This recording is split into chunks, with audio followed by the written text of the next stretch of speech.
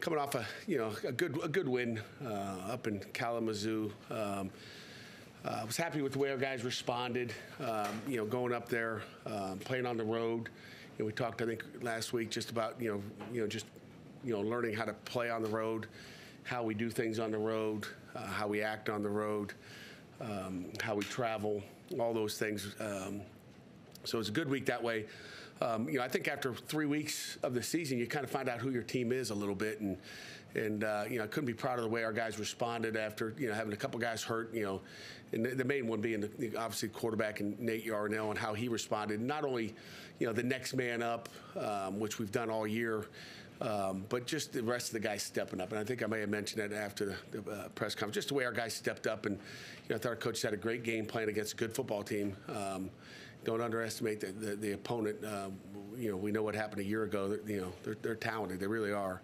But just the way our kids played, the way they should play versus that opponent. And so, again, the game plan, like I said, we didn't want to put Nate out there and have him throw it 50 times a game or 25 times a game. That was not the plan. Our plan was to do what we did, and we executed the plan and again, tribute to our offensive line and what we can do.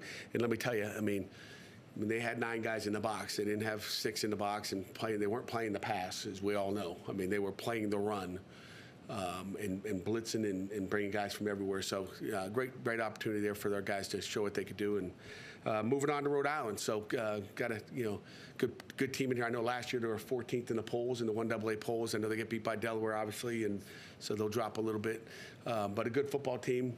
Known Jim Fleming for a long time from his days really in Akron and in Canton area. He was at Kent State. He was at Akron as a defense coordinator there, and actually recruited his son Will out of Akron Hoban High School. So I've known the family for a long time. Good people, and they do a great job. They're well coached as you watch the tape, and so we will look forward to preparing this week. Questions? And is there more satisfaction winning a game like you did with some guys out than actually having everybody playing and winning 45-3 or something? No question about it. Again, that's why I almost want to just see what we're made of. To me, it was like I didn't know what the heck we get. Guys. Number one, we didn't turn the ball over on offense. Okay, we had a couple delay games. One delay game. I had to use my timeouts. Okay, that was probably the biggest struggle. Felt like I was staring at the damn play clock for a long time. But that was probably the biggest problem we had. But when you hold on to the ball and you got your fourth team, third team, whatever you want to call them, quarterback in there, that was impressive. He played with composure and not turning the ball over was critical. And again, just don't think it's throwing it. It's handoffs. He's been handing off to scout teams and running off cards. So that was impressive. And like I said, our staff did a great job setting that up and getting to the point where he was comfortable. You had Jake play on the inside, and that's obviously a switch up from the norm. But it seemed like whenever Western Michigan tried to throw interior blitzes to try to exploit that, there was a lot of communication. It seemed like they were almost starting 5 all season long. What goes into preparation to see things like that and have it out there? Yeah, well, not easy to prepare for, but just, like Cradle's done it. He's listened to it. Obviously, Owen's usually giving the direction, but we knew Jake could do it just as well. They all got into Pitt, right? So they're all smart guys. You know that. Again, they just did a nice job up front. And I'll tell you what, go back to Nate Yarnell. He's controlling things, and he's, not only was he playing quarterback and taking snaps and all that, but he's making checks up there as well. He's making checks. He's changing runs. He's changing pass protections. He was doing it all. It wasn't like he was just like, we weren't just calling a play and saying, just run it. Don't worry about anything else. He was operating, and he had 100% decision making. He made great decisions with what we asked him to do. So that was impressive. Once Keaton gets back, if Nick is still out, would Nate be the backup behind Keaton? Or would he I don't know. That's all. We'll just. That's every day. We'll find out. I know we know a lot more and have a lot more faith in what Nate did on game day. And you can see him in practice. You can see him on the scout field. But when you see how a guy operates a game, it definitely gives you, okay, we have another piece. We have another piece to the puzzle that you may have to use at some other point during the season. Who knows when, where? But gives you just another guy. Does the success of the offensive line in the middle of that shakeup maybe give you guys some ideas like, hey, maybe that is the kind of group that you want to go with that year? Do you ride a hot hand, or do you go back to what you you guys are doing. We'll see. It'd be, Coach Borbley's decision. I'm not going to tell him who to play, but it's putting the best guys out there. And again, we know we didn't have just 5 starters. We feel like we've got, 6, 7, 8 starters out there. So, we'll just play it by ear and see how they play and see how they practice. It comes down to how they practice. I mean, even to the Nick Patty and Yarnell story. I mean, it depends on how they practice. So, does the opponent, play a factor in deciding whether you give Nate another week and give Keaton another week to be ready, or is it if Keaton's ready to go and the coaching staff is comfortable with where he's at, he's going to play? Yeah, I think it comes down to comfort, yeah, I mean, we're going to just do what's best for we're going to do what's best for the health and safety of our kids first, and again, I think Keaton's out of the woods, and if he is, you go play. He wanted to play last week, so we'll have to tie him down, probably keep him off the field this week. Speaking of the opponent, you guys are playing your alma mater this week. What are some memories that you have from playing there? How would you describe yourself when you were in college playing football for Rhode Island? I don't. I haven't really thought much about it. It's been a long time, but it's a great place to live, great place to play football. Bob Griffin was the old head coach up there, and I know his son's coming to the game because he messaged me the other day. Who was a kicker at the time when I was there, just great people, and I don't know what else to say. Played football there, got my degree there, and met my wife there, and started a family. So, and a place I coached there as well. So put a lot of you think about the places you've worked. Worked there in those offices, did construction in those offices, even though it was against union rules. I mean, we still painted. We had to do it ourselves, or it wasn't going to get done. So I was the foreman on the job in the office. So I know why you transferred from the other side of Rhode Island, but how did the guy from the other side end up in Rhode Island? What was the attraction? The attraction to go to Rhode Island was, and you know why. So I was leaving, and no matter what, the attraction was we played Akron in, I guess, in 1985.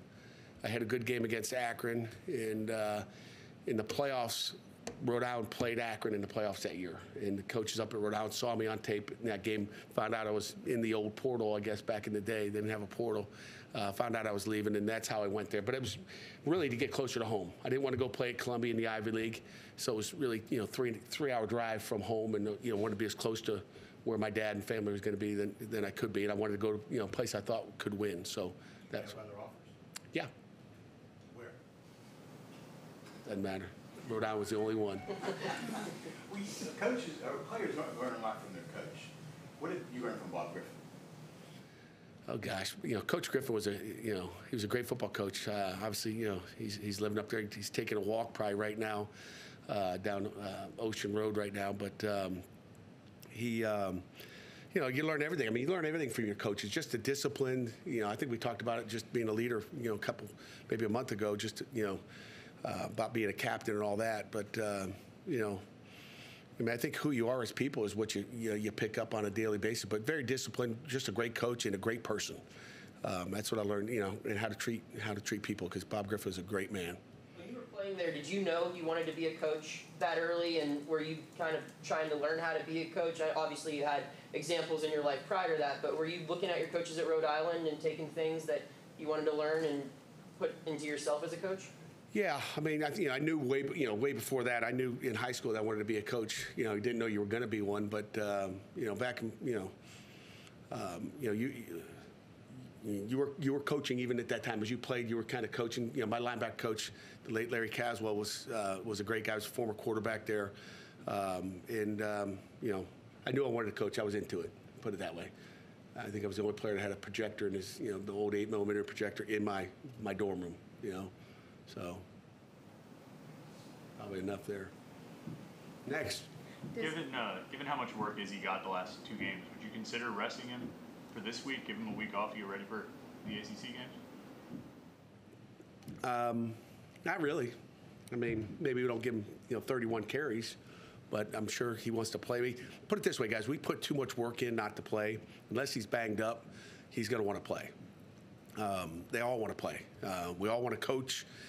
You get 12 great guaranteed opportunities to go out there and play, and it's just another one of those opportunities to go, make a name for yourself, brand yourself out there on the field, and I think our players are going to take. If I grabbed Izzy and said, "Hey, I was thinking about resting this week," I think he'd look at me like, "Coach, you don't like me, or I mean, they want to play the game of football. They love to play football, so they're going to go play. We'll rest him up on Tuesday and Wednesday, maybe give him less carries, and he'll be ready to go Saturday." Is he still going to return kicks? Yeah. Your team had a 21-point win on the road with a backup quarterback, yet you went down one spot in the AP poll. Did that mean anything to you? Did that frustrate you at all? Absolutely not. Nothing. Does Nate's performance against Western Michigan give you confidence in the quarterback position once Keaton and Nick have moved on?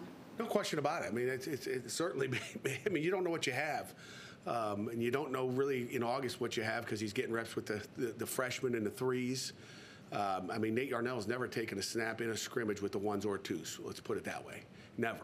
So, he's going against threes. I mean, matter of fact, after practice every Tuesday, we have what we call showtime, where those guys get to go out and we go, just get a period of that just to continue to develop all our young guys, which I think is a critical period for us. As long as health-wise you can do that, and that's when we were coaching him there. I mean, so I guess he did get 6 minutes a day of getting coached. But again, it was 3-on-3s. You're not going, wow, he did a great job against them today, because you just, how do you take it? So. He didn't play his senior year. What was the attraction to you recruiting him?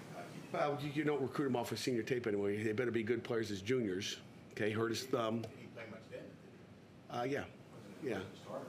Yeah, he had one kid that went to Texas, I believe, but he played a lot of football there before hurting his thumb. He got in a fight, tough quarterback, got in a fight with a linebacker, broke his thumb.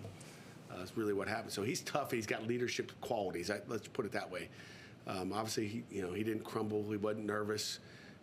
He fights linebackers, and he's he looks nice, mild-mannered, but I guess he's angry inside. I don't know.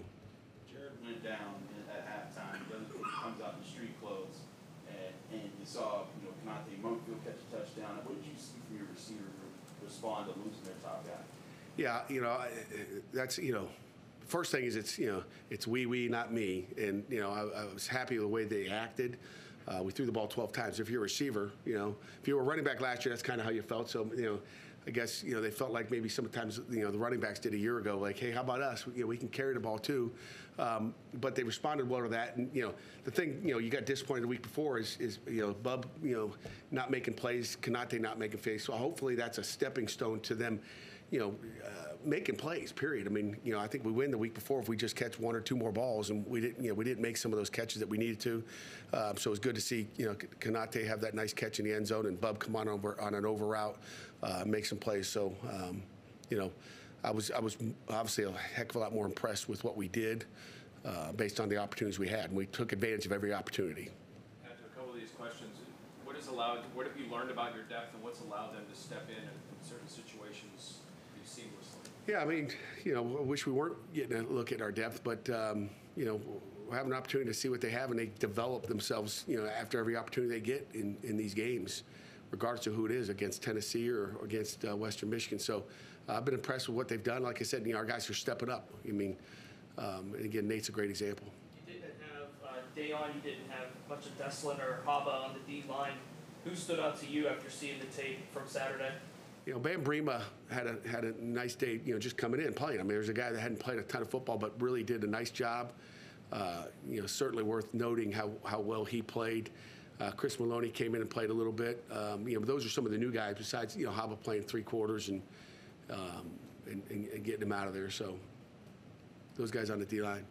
Pat, is the depth, I mean, is that maybe just proof of what you guys have been doing out on the recruiting trail the last 3-4 years in terms of, I mean, in contrast that with maybe when you got here, did you feel that the guys that you're getting that are second and third on the depth chart are guys that might not have been here? They are. We'll find out when we get to the ACC as well. Can they maintain it? And we got to certainly stay healthy here. But yeah, I mean, it is. But again, it's not just a 1 week thing. We have to keep going, Will, and we have to keep progressing. Find out where we are here in a few weeks. Do you like the maturity though that you've seen from your group? I mean, pretty tough 3 weeks, especially the circumstances going into last week, and it was business-like, it seemed like. No question, Will. I mean, again, it was business-like. Our guys were, they went up there with a business mindset for sure, and Again, it all comes down to character. I think we got a great room of character guys. And again, that's what I told the guys after the game. Like, it comes down to these are character wins, character, our guys didn't care who was it, and again, I prepped them early in the week, like, hey, it doesn't matter. And, they went out there with a chip on their shoulder and played with great character all across the board. And I think that's the important thing. Does that character give you comfort that, you're playing a team that, you guys on paper are more talented than, that there isn't going to be some sort of let up from the group? I sure hope not. We'll have different goals as far as what we want to do and how we want to do it. And, we didn't have that problem a year ago, but maybe we were an angry football team a year ago. But I think our guys are mature enough. They understand. They've learned from, the past. And we'll find out. We'll find out Saturday about 4 o'clock. Is there a reason Deion didn't travel to Michigan? Excuse me? Is there a reason Deion didn't travel to Michigan? He wasn't healthy and not going to get into injuries. But as you guys know, if somebody's out for the year, I'm going to tell you. So good information, bad information. I would say bad information. And he's not out for the year, or I would tell you, Jerry, correct? Tell everybody? I believe you. Thanks. Did you get an explanation from the officials on why there wasn't a penalty marched off when they hit on Jerry? No. You're the injury guy and the referee guy. No, I didn't get an explanation, whatever. So. Did you understand it when you watched it? Like A little bit, Sunday? but I whatever. Next question. There's been a lot of flags picked up, even in NFL games I've watched. Yeah, They talk a lot out there, don't they? yeah. It seemed like Western Michigan was trying to go after Eric Hallett a bit, and it proved costly for them. What's he doing to put himself in a better position to make the plays that he did Saturday? I mean, he's a football player. Again, like I said, I've told you guys, win or lose, that guy's been good regardless. I've never worried about 31. We didn't help him a whole bunch last year as coaches and the rest of the team in that game as far as what we did, how we did it. Talking little things that we didn't adjust to, but again, put it right on my shoulders there a year ago. Eric Howard's been solid. It's hard. He's playing off coverage, man to man, just about whatever, 65% of the time. He's got a job, and we trust him. Whether it's downs at North Carolina, we trust him against anybody. He plays good coverage, and he's got a tough job. That was Corey Crooms up in the end zone, I believe it was, on that one interception. He was a guy that hurt you guys a lot last year. Here he was by himself locking him down. It's interesting to see that growth from him as a player. Yeah, and like I said, have coaches. And again, the thing I noticed, guys are going to complete balls. You see him complete balls on Sundays. You see him on Saturdays completing a lot of passes. The thing that's impressive about him, even when they complete it, if you went back to last year and put that tape on, when they completed, he was right there to make the tackle. Okay, or, one time he's there to make the tackle and someone knocked him off the tackle. And that's about the ugliest play of the year. But he's right there. You can't make every play. You can't make every interception. You can't get a PBU every player, he'd have been gone already if he, Deion Sanders didn't make a play every play. He did actually have balls caught on him. So did Darrelle Revis, even though he was the greatest of all time. Next question. You brought up how Nate had, you said 100% decision making, once he either got the play or once he saw what the defense was showing him. How much trust did he, how much did he have to work to earn that trust? And tell us about him just going out there and being able to do that effectively on Saturday, given he hasn't played that much ball lately. It's important. Again, we had trust in him, or we wouldn't have done it. We have ways of just saying, hey, it's a straight call. Let's go with it. Let it run. And we got a way of saying, hey, listen, this is a, when he's not looking to the sideline. Hey, Coach Signet, what do you go with it, or check what? He's not looking to the sideline. He's doing it all by himself. And for a young guy to go out there and do that, it's impressive. And he did an awful lot of it too. And if we didn't, we'd have run into a lot of walls inside. So that's the most impressive thing. And people can change defenses when they look to the sideline. You can change the defense, but you can't change it when the quarterback's making a decision out there by himself in the cadence.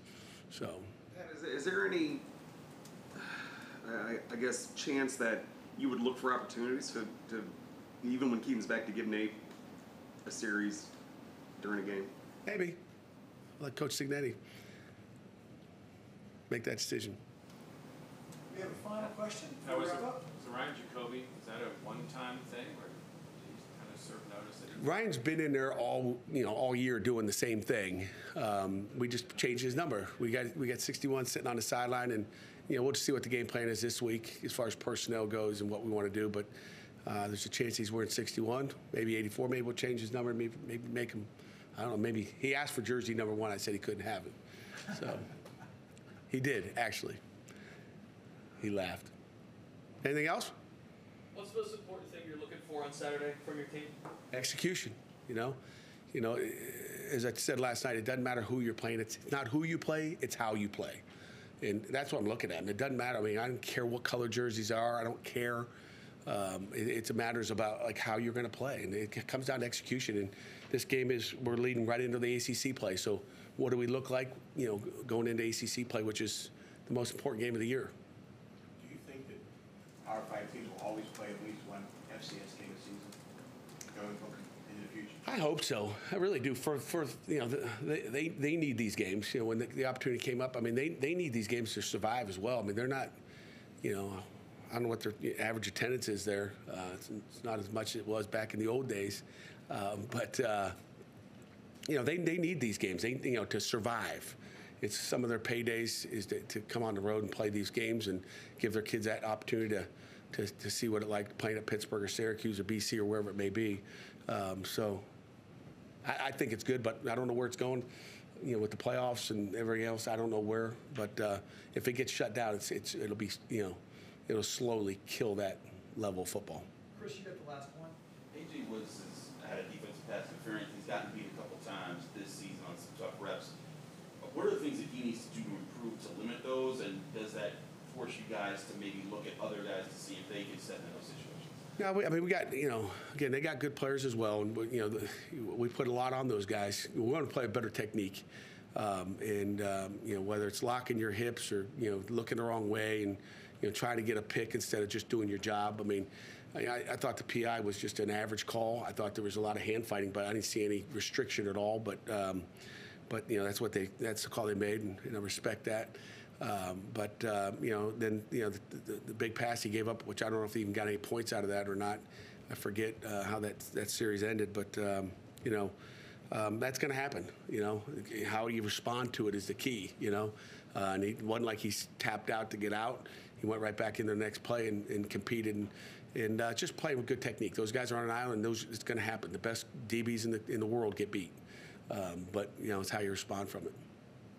And again, we gave up 3 explosives. I mean, I don't care what game you're in. I think the last 2 weeks, I think Tennessee had 3 explosives. I think maybe I'm mistalking. I think it was 3 explosives, but our goal was 5, I believe, 5 or less. So we gave up 3 the last 2 weeks. That's huge. You're going to give up one of those as aggressive as we are. It's going to happen.